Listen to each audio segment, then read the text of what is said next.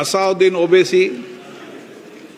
Sir, I oppose this introduction of this constitutional amendment bill because it violates the parliamentary form of democracy and federalism, which are both parts of basic structure of the constitution, sir.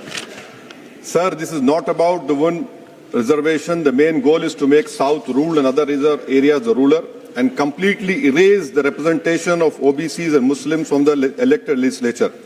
Sir, federalism is the basic structure of the constitution. By removing the delimitation freeze, it gives more seats and power to larger population while denying a fair voice to smaller population. This again is a violation of federalism, which is part of basic structure, sir. Sir, the Hindi heartland has 38.1%.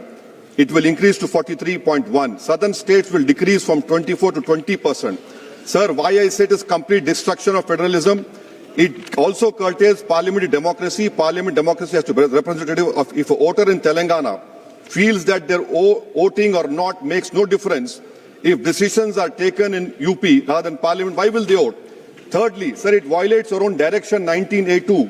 Minister has to give 7 days notice of a motion for introducing a bill in this house. Similar copies of the bill have to be introduced, need to be given to members 2 days before the introduction. Third, sir, this is a clear violation of 123B of RP Act 1951 to 1 week before voting. I call this a corrupt practice, sir. I will be asking for a division of this bill, sir, and I end by what Sahir Ludhiani had said. यहाँ पर गरीबों से मतलब जुनूबी हिंद के लोग, मुसलमान और OBC. इसका साहिर लुधियानी ने कहा, सर, शहंशाहों के गरीबों से ताल्लुक ही नहीं, एक शहंशाह ने दौलत का सहारा लेकर हम गरीबों की मोहब्बत का उड़ाया मजाक।